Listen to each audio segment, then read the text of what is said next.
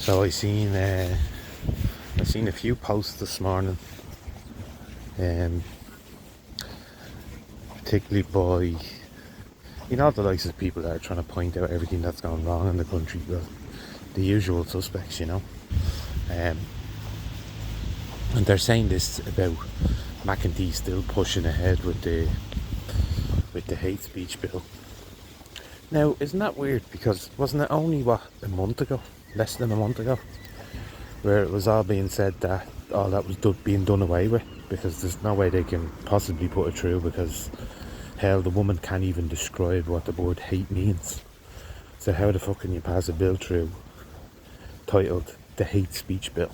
You need to be able to define these things so people know what it is.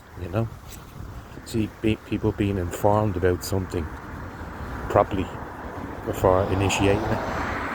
And I think what happened was there was just so much talk about, one, people were trying to highlight the fact that she couldn't define what it was, so therefore it shouldn't be put through.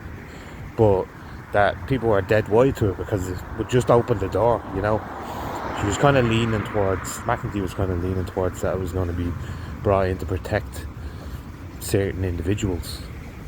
I mean, that's just saying that alone is stupid. If you're going to bring something in, it's to protect everyone. You don't just, because that's just going to cause more division within them groups that she's trying to highlight. Do you know where I'm coming from? So it was just a bit bizarre to see the usual people who are trying to call out everything are the ones posting about her. Oh, the moon is out. Look, can you see the moon up there? The ones they're the ones posting it are the people who normally try to call out all this mass migration and everything.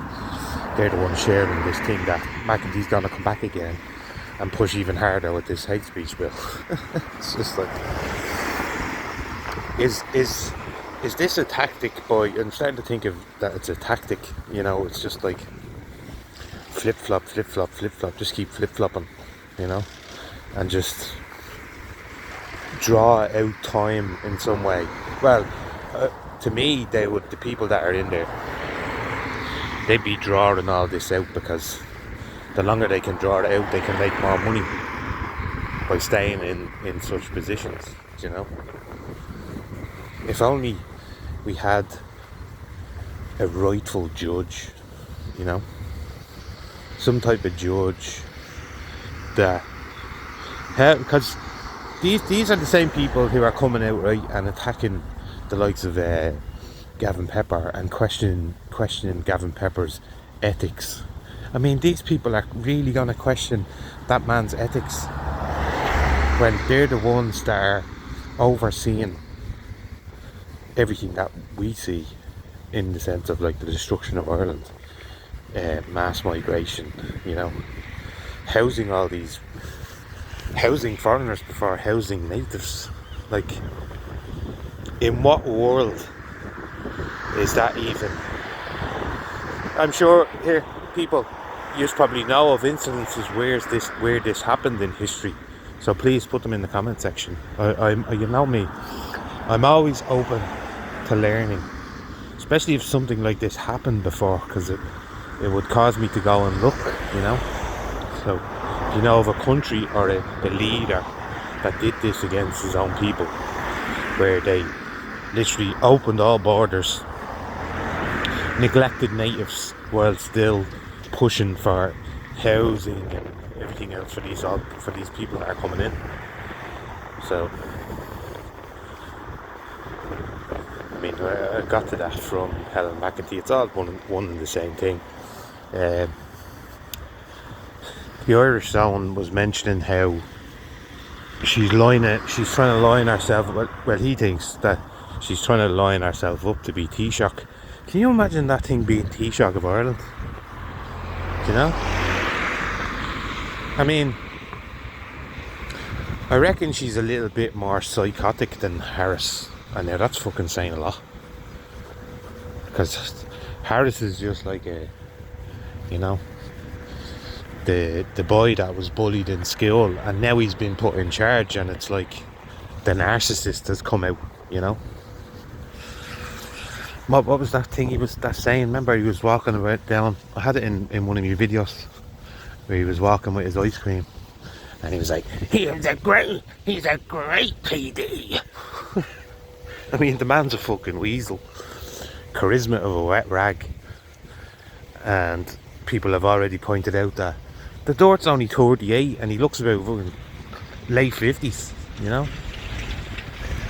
Just can't handle the stress of it. The stress of it. I don't think they actually have any I don't think they actually have any stress, all these people in charge. They get everything done for them. They have handlers and everything, you know. Oh, there's a black cat. Don't walk in front of me. Bad luck. Let's see if he'll let me pet him. Hello. Oh, gorgeous. He's so friendly. Hello. Telling you, animals, like, they just, I don't know if it's me being drawn to them or them drawn to me, one or the other. What was I saying? Yeah, all these, like, all the likes of Hamas Harrison. Oh, he's following me. You follow me? Hamas Harrison.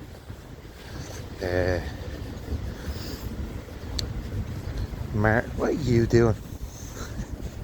You want another pet? He's following me. Gorgeous. Oh yes. Oh yes. Oh yes. Oh yes. Now stay there. I'm from you. I'd be afraid to be attacked by a dog or something. Yeah, so the Hamas Harrison, Mr. Martin and all, all these people have like handlers, you know? They're surrounded by all these people. It's like the celebrities. You know the way you see, yeah, with celebrity, they have like 4 or 5 people who are part of our entourage or his entourage that are constantly with them. These are people that are constantly telling them that they're the greatest, you know, fill their heads full of shit, like they're the greatest thing that ever walked planet Earth, you know, and that they're never wrong. The yes guys for them, basically. But they're also their handlers. They're also put there to maintain these celebrities, and I can tell you now, it's the same for the politicians. They have people that are constantly with them, telling them what they can say and what they can't say, you know. And I'm really sure whenever something comes out by a TD that's like controversial, like really controversial, and you would think to yourself when you hear it, like, why the fuck would he say that? That's where they actually slipped through the cracks and said something that would probably be a bit more truthful. And that's why it's so bizarre to hear them say it. The handler must have just not been paying attention and doing his job properly, you know. But that they all have handlers. They're all controlled in some form or way. And I think as well with Irish TDs, I'll have to look into it because I've seen 2 or 3 now, like the Healy Rays and all, and Mick Wallace, that these are given. Do you ever see their interns that they have with them? They're always young American girls.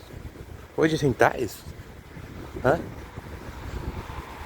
There's some form of handler in a way. If you want to go into like big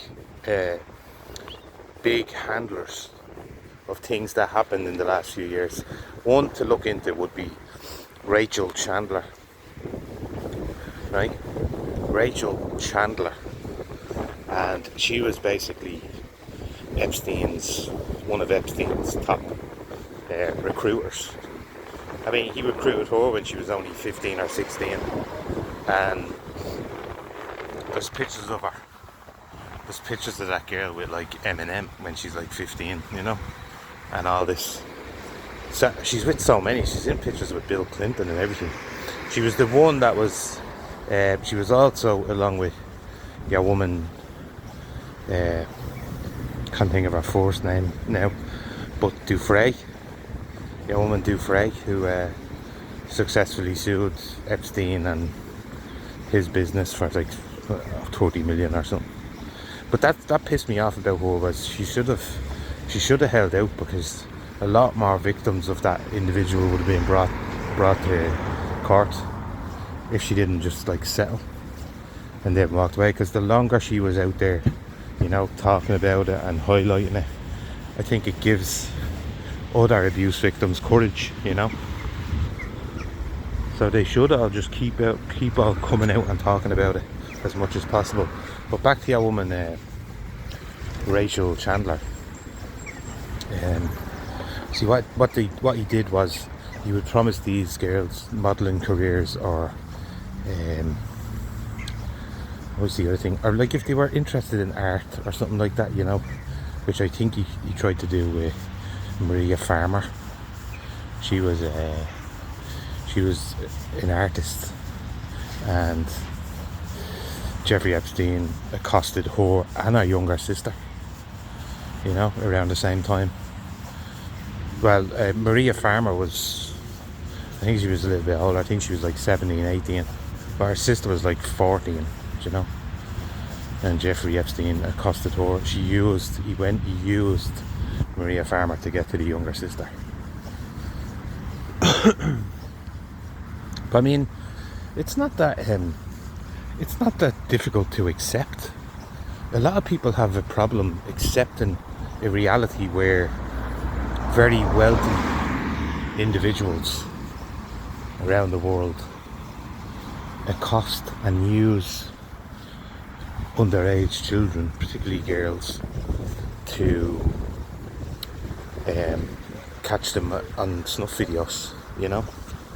And this is what Jeffrey was doing. They'd say, they all the celebs now would tell you, because they all knew Jeffrey Epstein, by the way. And even after he was found guilty and came back out, sure, all the media, all CNN and MSNBC, all them went to party with him. So that just shows you where they stand when it comes to that. They actually were celebrating him. They were celebrating Epstein being released from prison. All the mainstream media heads in America, you know. But this is like, I don't get why some people have a real problem accepting a reality in which really wealthy businessmen who have their own islands have been coercing, blackmailing celebrities and sports stars. I suppose they probably fall under celebrity. You know, all these people that are held up in high regard as great musicians and all this, and it turns out that most of them, good majority of them, are just sick, twisted, wicked, evil, demonic. I could go on and on. Do you know what I mean? You know where I'm going. But they just can't accept that. Goes back to that saying, they really don't think evil exists. Or if you want to take it to the next stage after that, it's they don't want to believe Satan is real. You know? Which is just another way of saying they don't think evil exists. When you think about it. You know? They just don't want to believe such a level of evil wickedness actually exists on earth at the same time that they exist.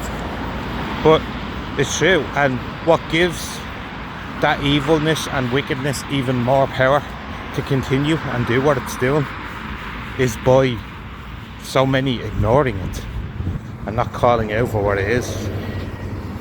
I do think is there something actually changing within humanity because of what we've seen over the last, well, I mean, the Epstein thing was back in 2008 or something, you know, when he was when he was locked up and whatever.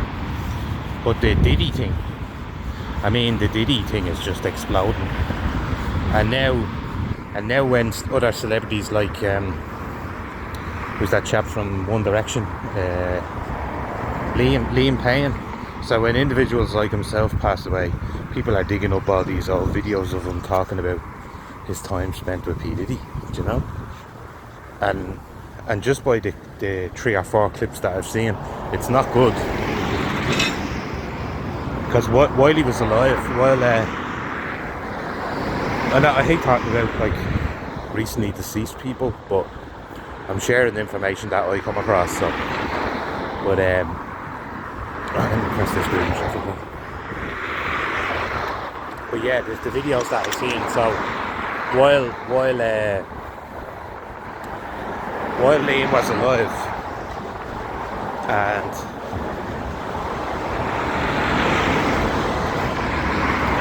on these interviews and talking about his time spent with Diddy, the first three of them that I've seen, right? So I've seen 4, but the first 3 that I've seen, he said really bizarre things, like things that happened to him at these events, like how when he tried to talk to him, like P. Diddy grabbed his hand and started going like a weird laugh, and didn't let go of his hand for like a good 2 minutes.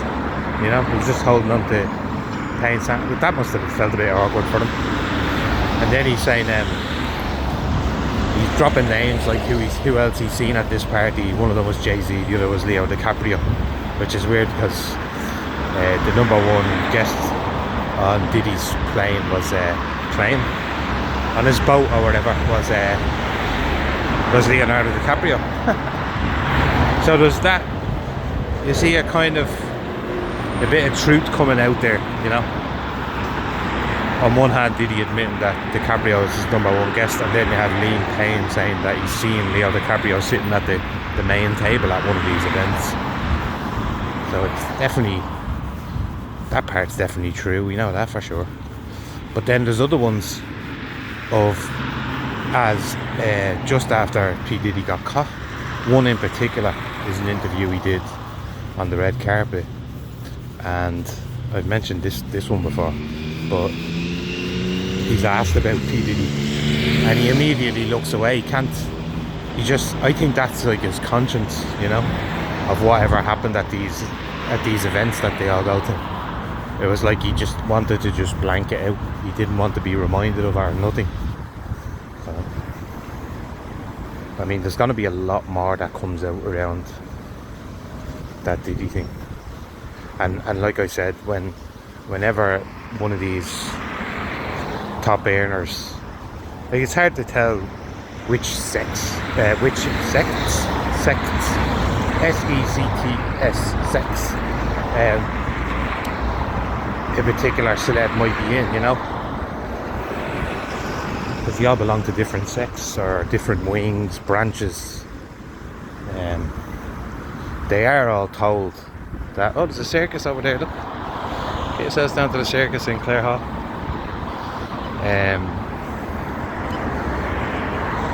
What was I saying there? Oh, sugar, damn you circus. Anyway, it's gonna go in and grab a chicken roll. So I might do a part 2 of this walking back up.